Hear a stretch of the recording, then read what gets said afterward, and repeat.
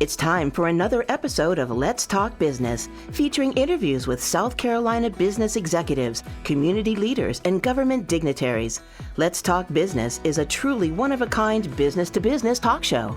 And now, here's your host, longtime South Carolina business publisher, Rick Jenkins. Hello, everyone, and welcome to Let's Talk Business, episode number 7. I'm your host, Rick Jenkins, and I am so glad that you're here. Whether you are joining us today on 94.5 The Answer in the upstate of South Carolina, or maybe you have accessed our podcast on one of our podcast platforms like Google or Spotify, or maybe you are just watching our weekly video series on YouTube. However you found us, I am certainly glad that you did. Welcome. We got a great show for you today. I'm talking to 3 people today, and I'm just going to tell you who is going to be joining us, and then we'll take a quick break and we'll come back and get started. First up today will be Travis Seward. Travis is the Chief of Staff at EVG Media. EVG is a Greenville-based marketing agency with more than 20 years of experience in a variety of content solutions and content digital strategy. They specialize in content licensing as well. And the company has been providing digital strategies and marketing solutions for more, as I say, than a couple decades. They're located right here in Greenville, headquartered in Greenville, but again, they do business globally. Travis joins us on the show here from time to time, and he is quite the expert in content solutions, and he's going to be on here to provide some tips, and I'm glad to have him back on the show.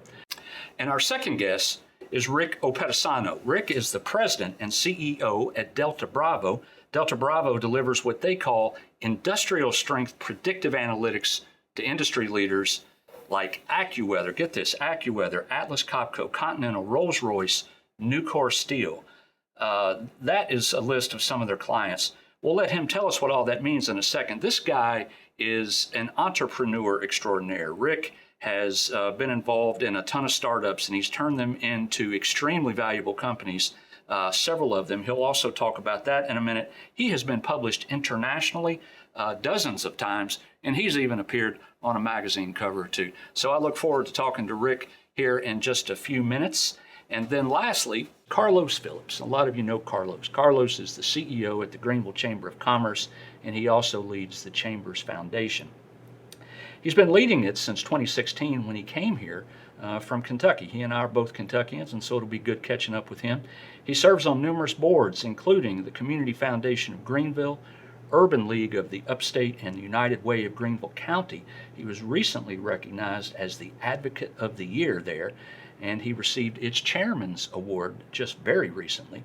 He's chair of the UNCF Upstate Mayor's Masked Ball Leadership Council, and he chairs the Association of Chamber of Commerce Executives. And Carlos and I are going to talk about a number of topics, including how the Commerce advocates for businesses in Greenville and what you can do to be involved in the Chamber if you are not already. All right, folks, that's it. It's a big show coming up, and I look forward to it. But right now, we're going to take a quick 60-second break, and what we're going to do is take time for what I call a quick tip.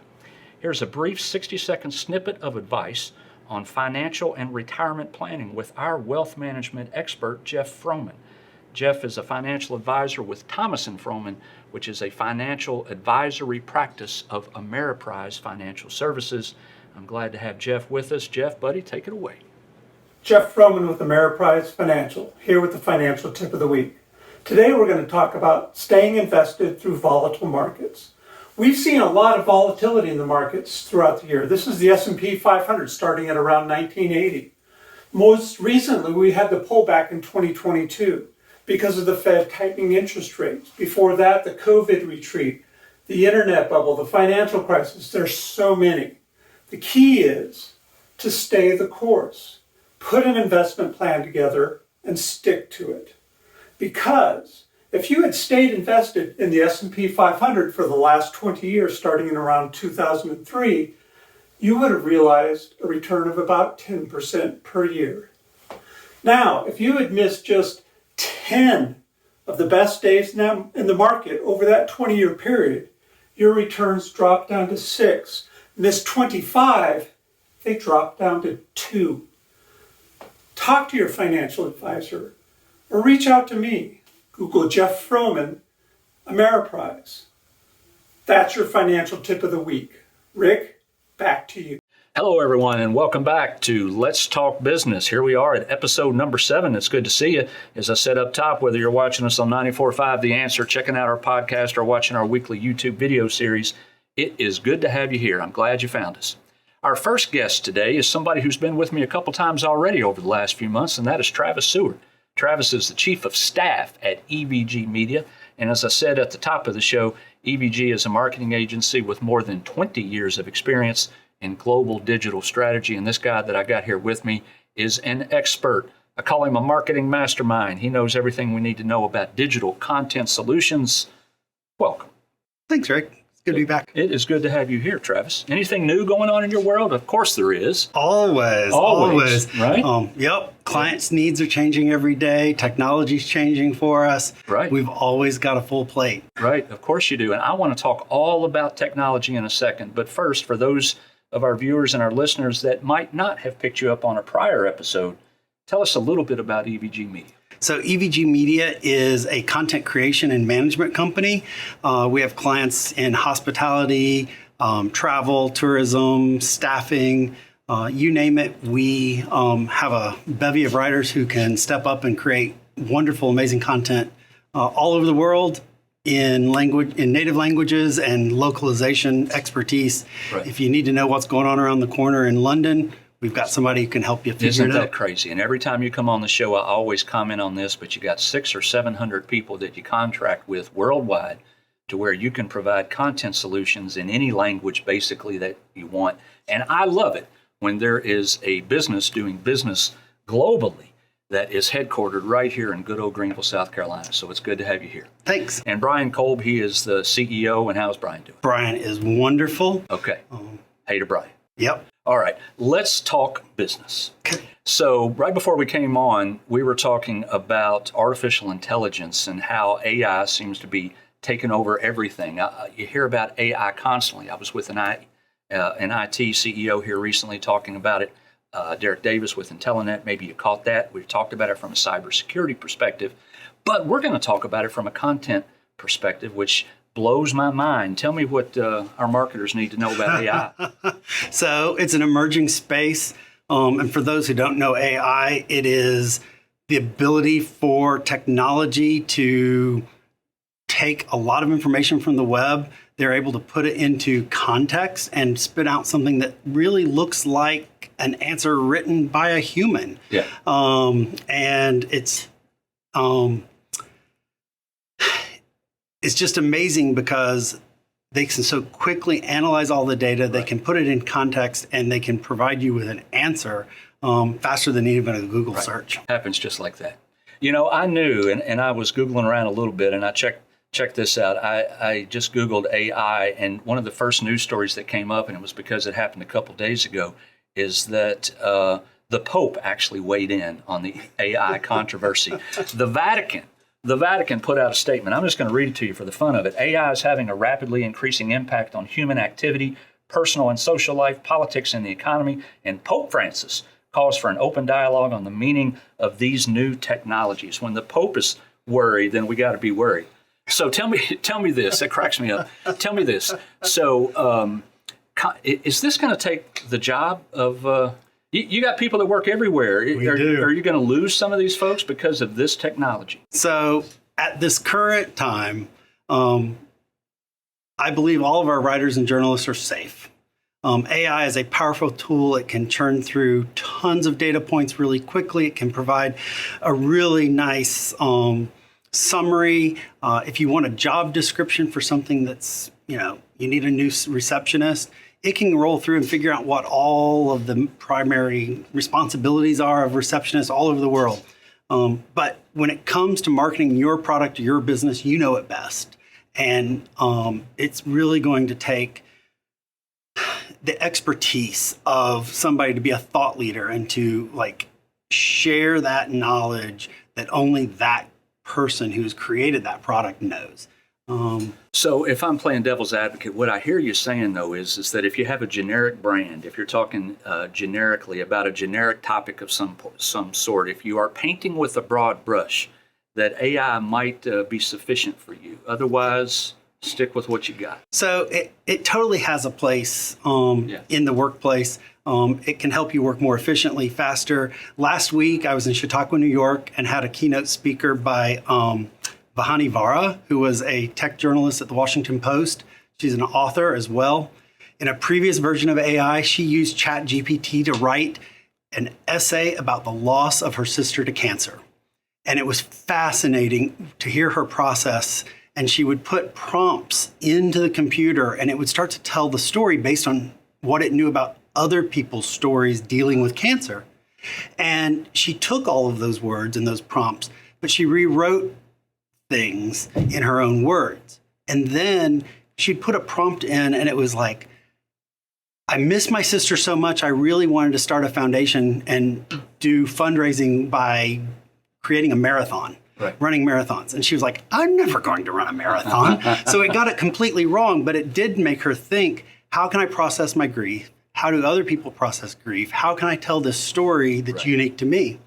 So when she was done, she ended up with a groundbreaking piece that was written with the help of a computer, all in her own words. And when she was done at the final note, the last sentence is the only sentence in the entire essay that she did not change.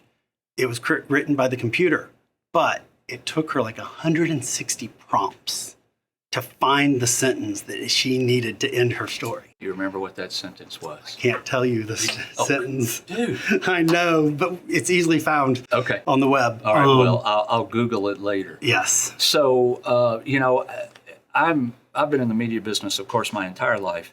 And I started out on the editorial side. I was an editor for a while. And I know now that when I am writing from time to time, that sometimes I just need help with lingo. I just need help with, I don't know this industry, whatever it might be, as well as maybe I should. Mm-hmm. And so sometimes I'm just Googling around trying to find lingo. And I would assume this would be a great way to do that. It can be. It really does help you get through the writer's block, do the basic research, but I will say beware. There's a case also in the news about a lawyer in New York who used it to write a brief. AI came up with some citations and some facts. He submitted it to the court, and it was bogus. Oh, my goodness. And even when he went as far to say, AI, is this real and is this truthful? It wasn't. Wow. So I would always say, use it for the research, but check and verify and put it in your own words. Be cautious. Be cautious. Okay, Google. Google is a client of yours, and they are working on some new products that use AI. First of all, tell me how Google is a client, what you do for Google, and then let's talk about AI. So Google needed a lot of localized content for their Maps project. So when you Google a place and you see a 150-word description, that was written by our team. Mm-hmm. And we've covered thousands and thousands of points of interest around the globe for them. Right.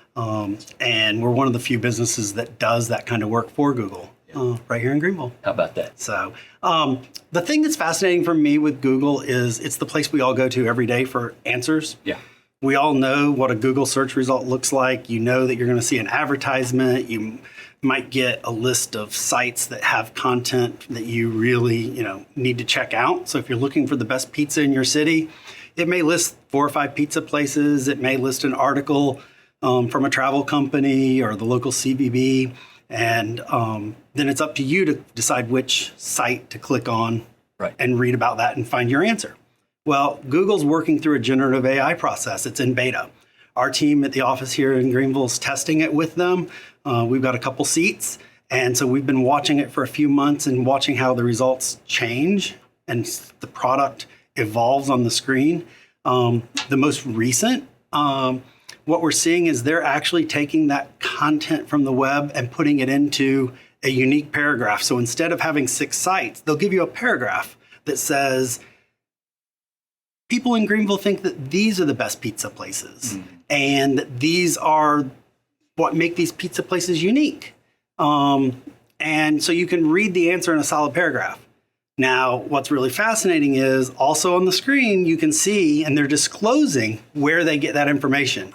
And that's where I find it really important, because we need to know where the facts are coming from, because we need to know how valid the source is. So I can say, oh, I like pizza place A.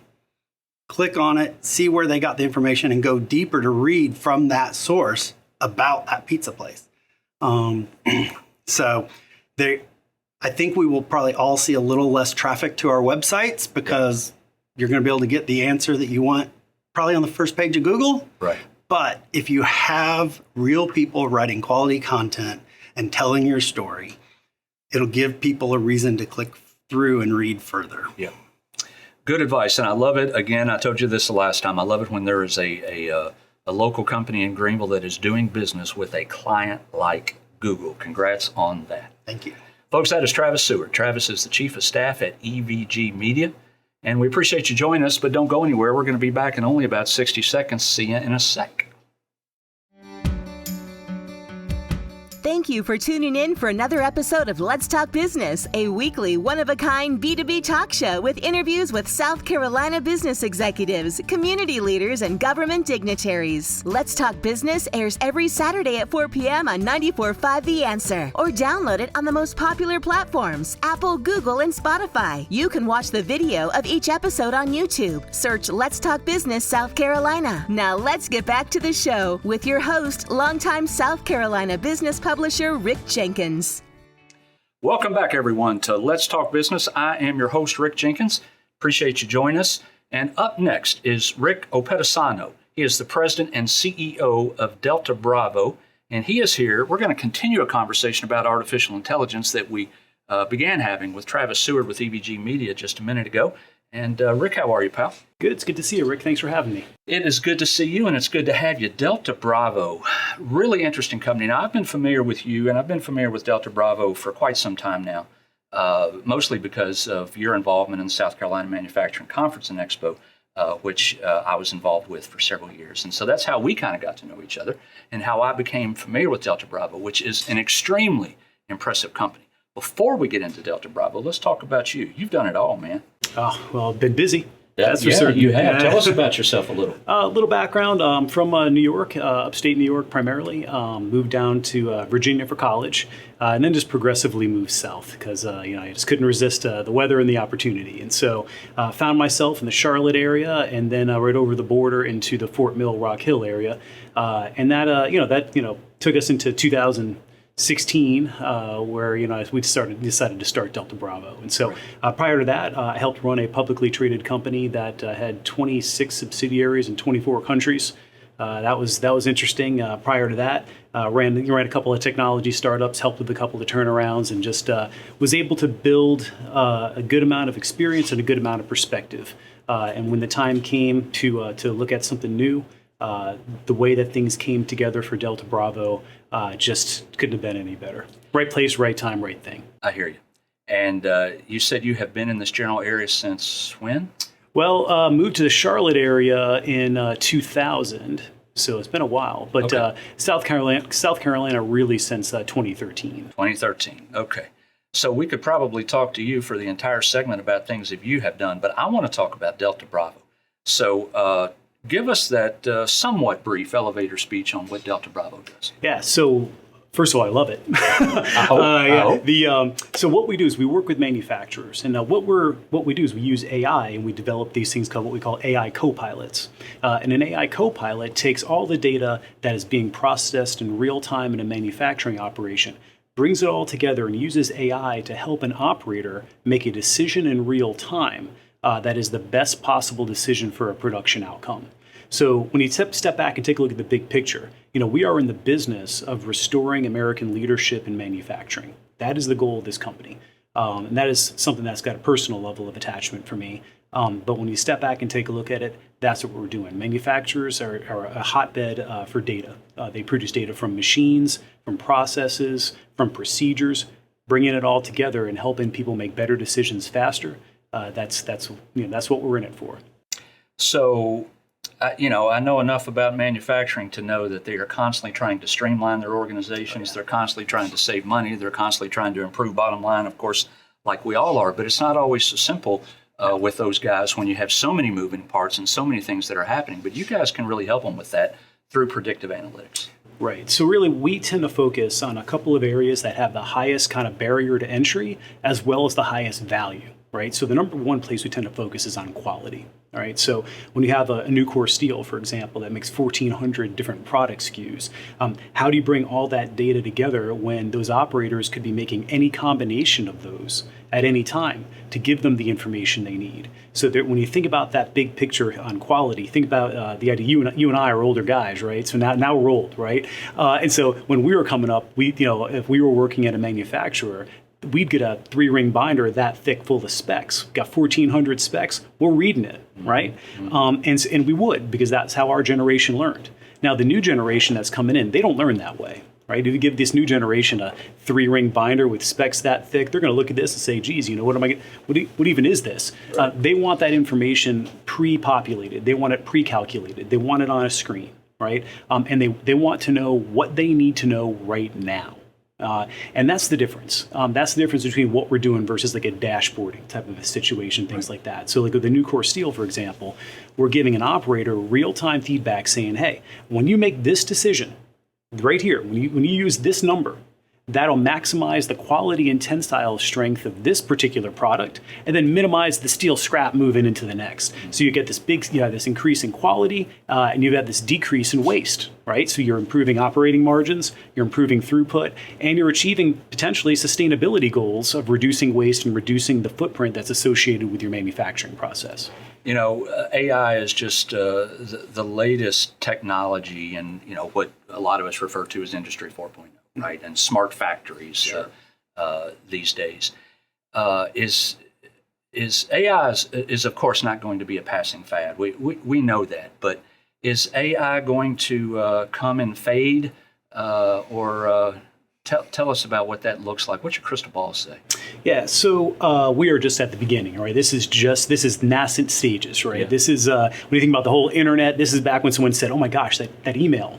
So we are really early now. What I will tell you is that the world is being taken by storm by the Gen AI craze right now, and it's great. However, those models don't give you any sort of insight in terms of where they got the data from, how they've processed that data to give you the recommendation. So if you take a look at like a Gen AI scenario, they're going to have total confidence whether they're 100% right, 100% wrong, or anywhere in the middle.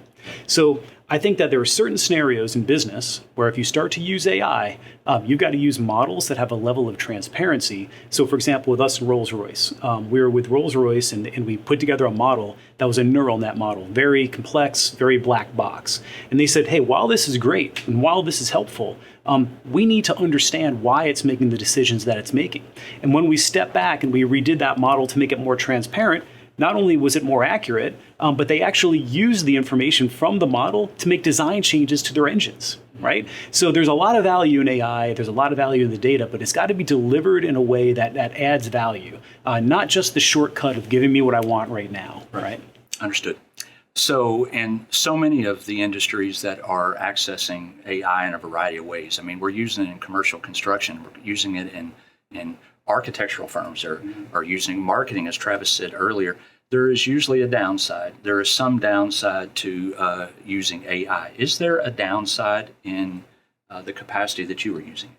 I don't think so. So in manufacturing, there's a few things going on right now in the world of manufacturing. The number one thing is workforce readiness. They can't get enough people to build enough things. The way that those people learn are different than the prior generations. There's a big gap between getting people in, training them quickly, making them valuable to the business quickly, and then not losing them. Right? So when we take a look at what AI is doing in manufacturing, we're giving people the ability to turn one person into three. Right? This is a lot different. This is an additive thing. And I think that business at large, you're going to have two kind of businesses in the future, right? You're going to have businesses that are people plus AI, or businesses that go out of business. And so I think that's kind of where it's at this point. AI will maybe take some jobs, but create other jobs within the industry. Yeah, I think the jobs that AI takes are probably the ones that were on their way out anyway. I mean, there's in every generation, there's another cycle of automation, right? There always is, everywhere, right? And it, are we still alive as a society? Well, debatable. But yeah, you follow me. I mean, the stuff that's going to go away is stuff that's probably okay that it went away. Let's switch gears here for a second. Before I let you go, I'll get you out of here on this. I want to talk a little bit about your experience just with starting a business and running a business and creating a successful business. You've done a whole lot of that. Most of our our listeners and our viewers are executives like yourself. Any advice for those folks out there who may have a startup in their future? Yeah, so first things first, this is a wonderful place to do business. Yes, this state, South Carolina, we came up when we started, it was myself, my next door neighbor, and we approached the state and said, what kind of programs are there available for folks like us? And we found wonderful programs like the South Carolina Research Authority, SCRA. We found the South Carolina Manufacturing Extension Partnership, South Carolina Department of Commerce. There's so much passion about supporting the manufacturing community here, about supporting growing businesses in South Carolina. Like I was saying, prior to this, I helped run a publicly traded company. I worked with 22, 24 different countries. I worked with, maybe 30, 40 states here in the U.S. The biggest compliment I could give to the state of South Carolina is it never feels like I'm working with anyone from the state. These are professionals that are absolutely aligned, thorough, and ultra competent. Right. So that would be the first piece of advice, and say, do it here. Right. And leverage the things around you. The other side of it too is think about something that you're passionate about that has a level of meaning where you can continue to be credible. So with this business, my background's in technology, right? I've been doing technology for 20, 30 years, right? But with this business, I really thought about it, and something that I've always wanted to do. So I grew up, when I was growing up, my father helped run the oldest functioning manufacturing arsenal in North America in upstate New York. This is like 70s, late 70s, early 80s, and I would see the impact that these plants would have on these small towns, right? Where you would have, and this is back, guys are coming out of Vietnam, still trying to figure out their way back into society, and you would see these places that would give these folks a place to go, where they could produce, where they could have a meaningful day, where they could feed their family, right? And so for me, I've always kind of associated that, that is the most uniquely American thing I could think of, right? Where you're taking all these people from all these different backgrounds and we are making something together. And so, obviously, in the 90s, early 2000s, a lot of that waned, right? And you would see these small towns just get affected, and there's nothing sadder than seeing that. And so, when I had the opportunity to do something new, I really thought that through. And I said, this is the area that I want to be in. Because I just feel that if we can restore leadership in this, if we can bring that feeling back to people where you can make stuff, you can produce together, this is when America is healthy, right? It's when people are busy, people are producing. And so going back to the original question, I just feel like, find something that you can attach yourself to, because it's a grind, and that grind is going to be awful. And it doesn't stop. It's just new stuff all the time. So if you're not attached to that thing, and if you don't love your team, right, be with people that you can really just sink that time into and have that relationship with. Love your team, love what you're doing, have that purpose. Don't just try to get into something because you think, hey, you know what? If I Uber this thing, right, or if I put if I do a Chat GPT integration to this, it's going to be a whole new thing. We're going to blow up. Now, do something that you find some level of purpose in. Rick, good stuff. Hey, always great to see you, Rick. It's good to see you. Good to see you. Folks, don't go anywhere. We're going to be back here in another minute with Carlos Phillips. Carlos is the CEO and the president at the Greenville Chamber of Commerce. Be back in about 60. I bet you want a website that drums up business. You see, every business wants to have an effective online presence that helps their business grow.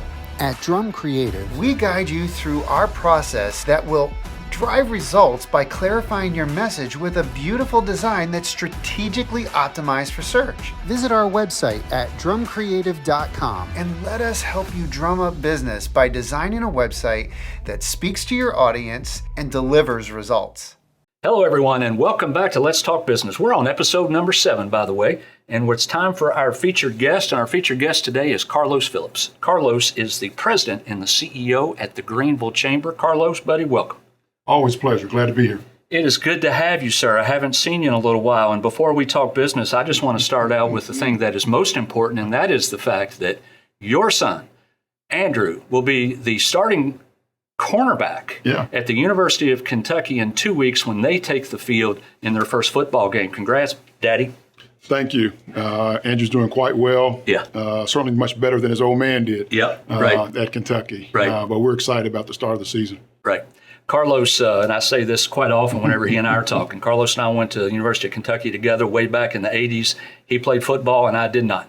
But his son plays football much better than he did. He is a 6-foot, super athletic cornerback. And I saw, I don't have it pulled up, daggone it, but I saw a story that was written on KSR that said that he would be the most important defensive player on the University of Kentucky football team this year. No pressure. And no pressure whatsoever. on the kid or on the player or the parent. Or the dad. That's exactly right.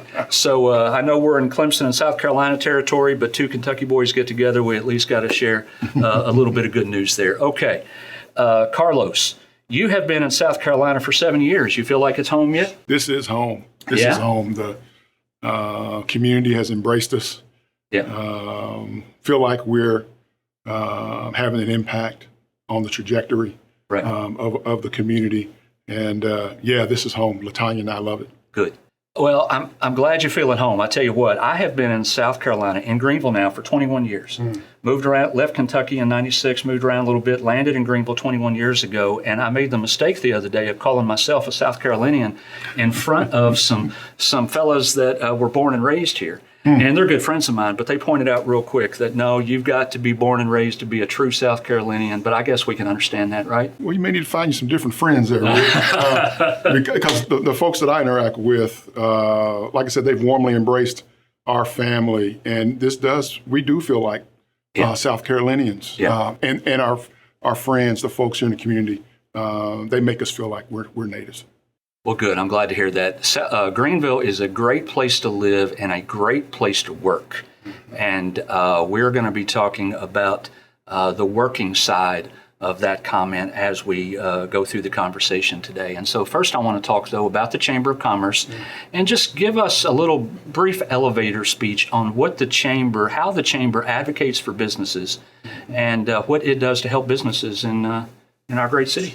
Yeah, well, the Chamber's mission is to lead, convene, and mobilize the business community to drive regional economic growth. And of course, there are several things that we do to fulfill that mission. We advocate, so we oftentimes serve as the lobbyist, if you will, for businesses in our area, in Columbia, and locally as well. We have a robust economic development program focusing on developing talent and leaders, growing an entrepreneurial ecosystem, building our workforce, and informing our community, informing better decisions through data. So there are a lot of things that we do, but our goal is to achieve a community that has a robust, competitive global economy where businesses succeed and people prosper. That keeps us pretty busy. Yep, I bet it does. Tell me, the State Chamber of Commerce, the South Carolina State Chamber of Commerce, I would imagine that you guys have to work hand in hand sometimes. How does that work? What does the relationship look like between the State Chamber and the local chambers, or is there much of a relationship? So there's no official connection, so the local chambers don't report up to the state chamber or anything like that. But the state chamber does a great job of advocating and lobbying on behalf of businesses throughout the state, in Columbia as well. And oftentimes, in order for us to advance legislation that's best for business, it does require that we work together and collaborate. And the state chamber is they're great partners. So we work well together. Right. So Greenville, when I moved to town, like I say, about 21 years ago, it was, I think, safe to say, a hidden gem. It was on the verge of not being that, but at that time, I think it was. You fast forward two decades now, and Greenville is no hidden gem. Greenville is on every list everywhere of a place you want to live and a place you want to work. And it is so much that we have a population boom that is going to be picking up speed over these next years. As a matter of fact, I think the last statistics I saw showed that the upstate area was going to grow by 250,000 people or so over the next 15 years-ish. Yeah. So the chamber is very involved, of course, in growth. That's one of the things that you all try to shape in a way, to manage in a way. What's going to happen in the next 15 years, and how is your team going to be involved in that? Yeah. Well, at the chamber, our focus has been on business and economic growth. That has been one of the factors that's led to the population boom that we are experiencing and expect to continue over the next couple of decades. By the year 2040, an additional 250,000 people will live in Greenville County alone. Greenville County, wow. In Greenville County alone, and that is a conservative projection. Yeah. So folks like you and other people who've lived here for a while have done a poor job of keeping a secret. Right. The word is out about Greenville County and our community, and so now we just got to figure out how can we be smart and informed and strategic about this growth. Right. We can't turn off the spigot. No, you're right. Folks are coming. So now we're at a bit of an inflection point in our community.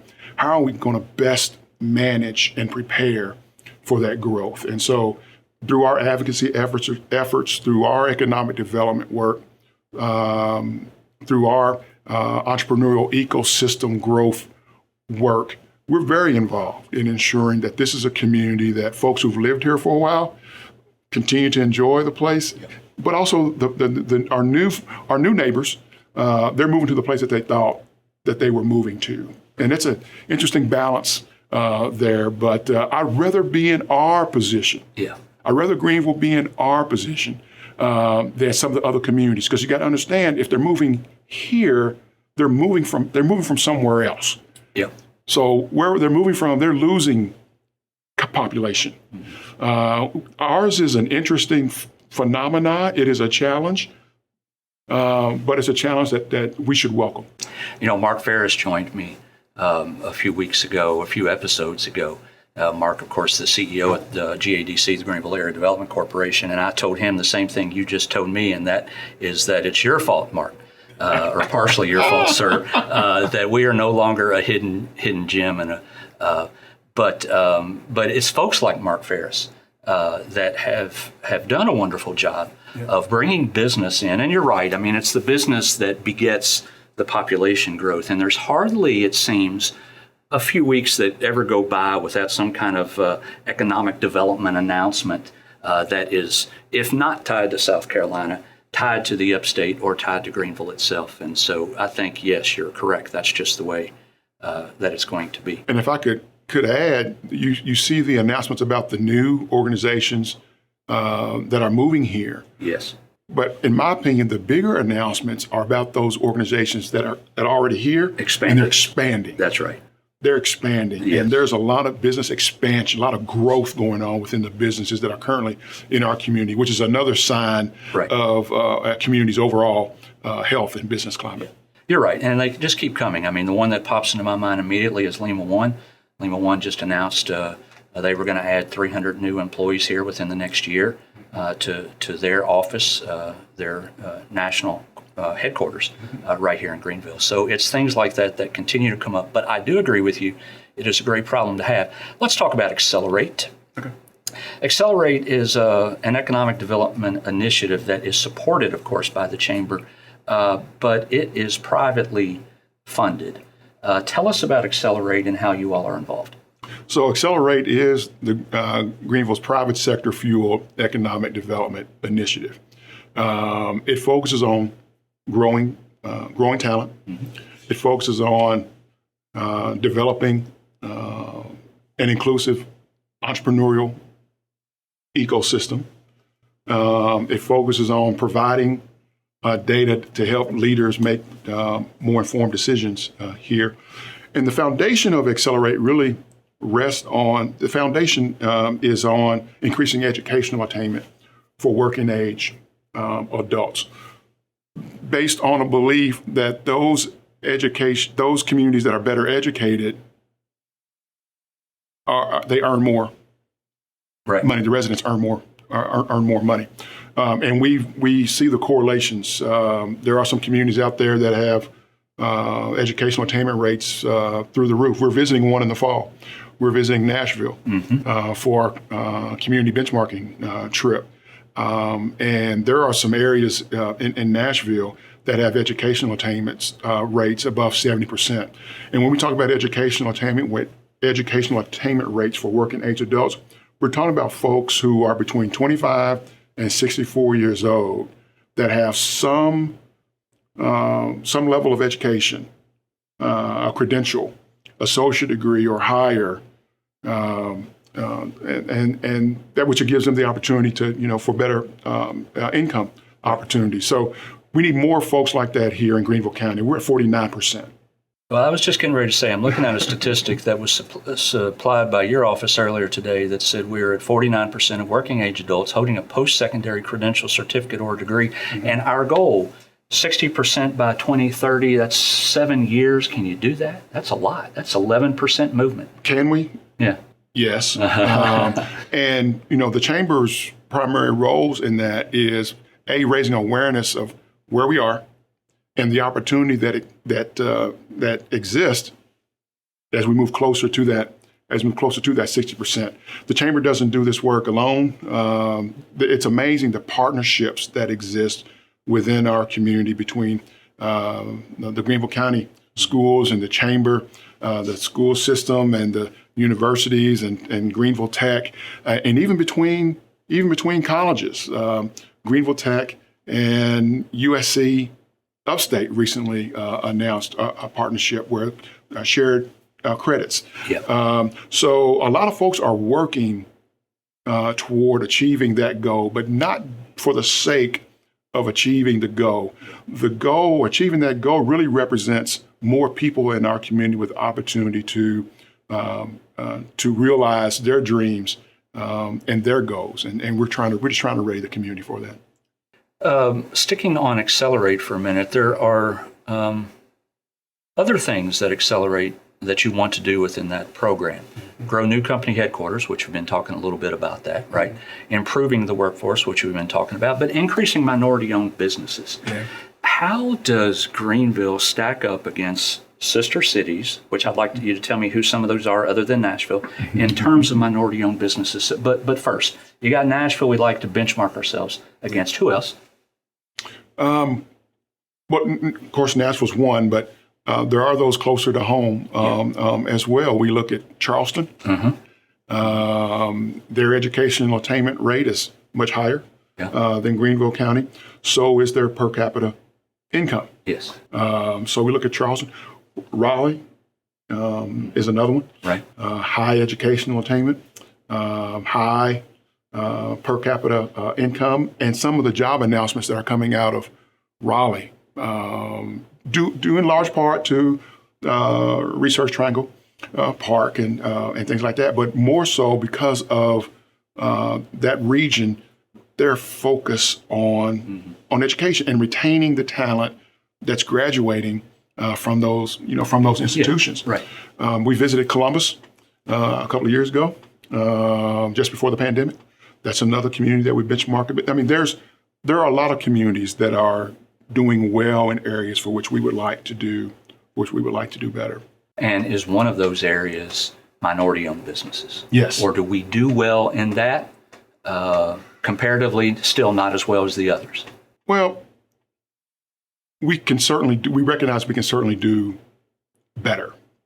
That's why the Minority Business Accelerator was launched just over a decade ago. Yeah. We recognize that most of our minority entrepreneurs in Greenville County were solopreneurs.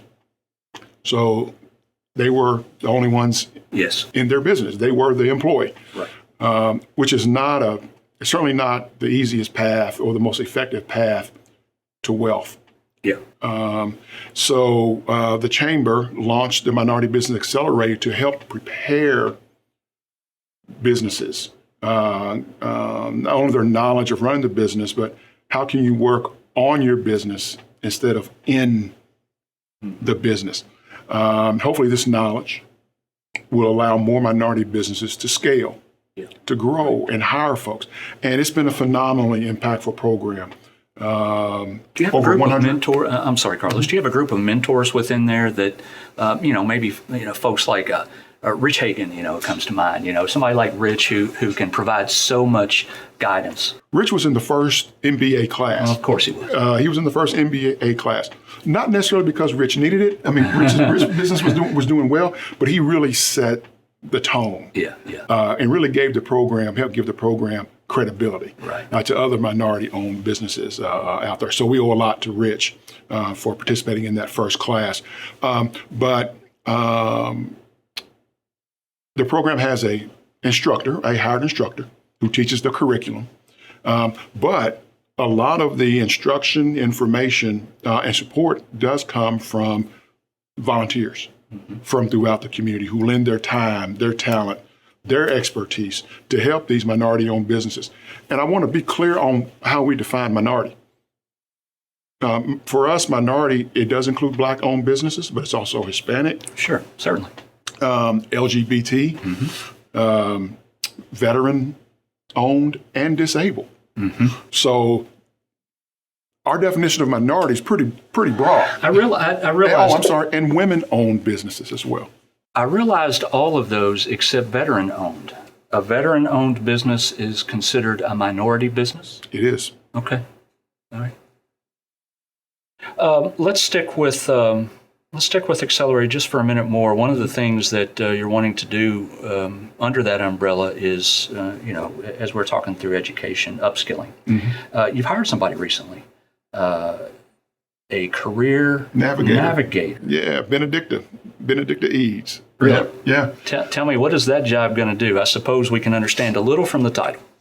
Well, what Benedicta does through her role as a career navigator is she helps to connect people in our community who are interested in returning to school, interested in upskilling opportunities. She connects them to those upskilling opportunities. I mean, sometimes you can sit there and you may want to do something, but you just don't know where to start, or you just don't know what the path might be. And Benedicta helps chart that path for folks in our community.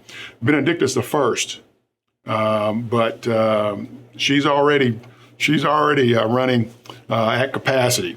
So the demand for her services have increased, and so I doubt she'll be the only one that we have, which would be a good sign for this work. Of course it will. Carlos, we're going to take a quick break. You're going to stay right there. All right. And we'll take a quick break. We'll just be gone for about 60 seconds, and we'll be back with more with Carlos Phillips, the CEO and president at Greenville Chamber. Be right back.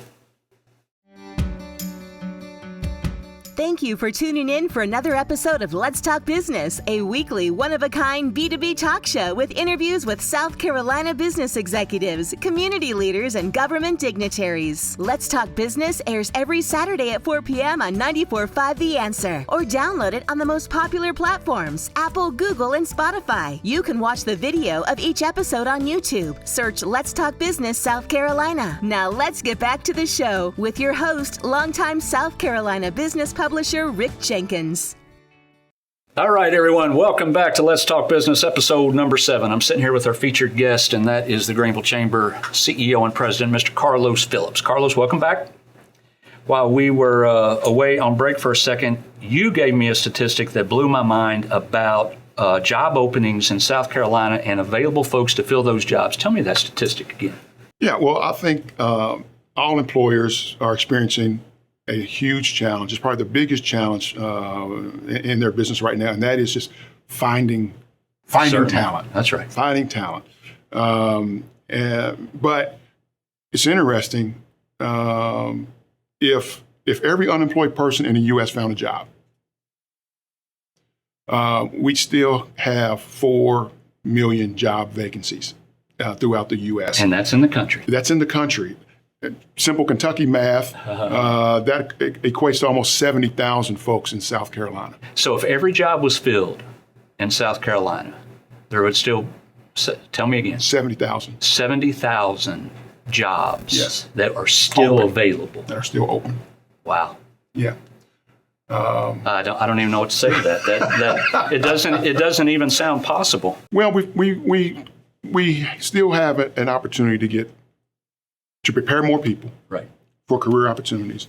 We have opportunity to get more people in the labor force, more opportunity to get them at work. But we still have a people shortage. Yeah. We still have a people shortage, and that's why discussions about immigration are so important. Border security is certainly important.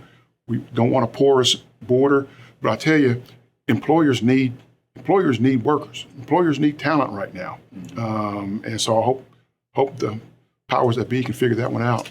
Interesting. I want to talk about a few more things before I let you go, and one of those is the annual DEI Summit that is coming up. Tell me when. Halloween, October 31st. Halloween. I don't know what to think about that. Is it a day-long deal? Is it a 2-day? What does that look like? No, throughout the day on Halloween, we'll convene about 500 or so professionals from throughout the community to help them, assist them with their respective DEI journeys. And just so everyone knows, DEI, we're talking diversity, equity, and inclusion. Mm-hmm. Okay, go ahead. Yeah.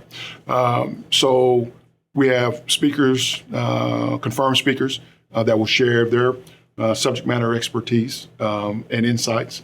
And there's one that I would love to announce right now, but we're still dotting I's and crossing T's on. But you talking about a speaker? Yes. Now, see, that's not right, Carlos. I know it. That's not right what you just did. I know that's a tease, right? But it's big. It's big. It's okay. big. It's big. And but this is our seventh and our seventh summit, well attended, and it's designed to meet people where they are in their respective journeys and to help them along their journeys as well. So it'll be a good time. Carlos, I'll get you out of here on this, and that is next year is the 50th anniversary of something called Leadership Greenville. What do you got planned for next year? Well, we're planning next year now. We just announced the class, the LG 50 class. It has around 50 participants. Makes sense. Makes sense. That's good branding. There's a lot of demand for that class being the 50th, but we'll have celebrations and recognitions, and we've gone back to the first Leadership Greenville class, and we found some folks that are still around and they want to engage, so we're going to engage them. We're also going to launch a new program, which is a graduate level Leadership Greenville class, kind of next level, and there'll be more details around that as well. But it's a special time. The fingerprints of Leadership Greenville participants are all over this community. I go back and I look at the list and the various classes and their names that are pretty common throughout our community. And there are some that are not, but they've had just as much impact as the others. So what we want to do now is prepare for the next 50 years. I think we're well on track for that. Carlos, I appreciate it, man. Always a pleasure. Good stuff, buddy. Folks, that is Carlos Phillips. He's the CEO and the president of the Greenville Chamber of Commerce. Thanks for joining us on another episode of Let's Talk Business. Folks, we'll see you next time.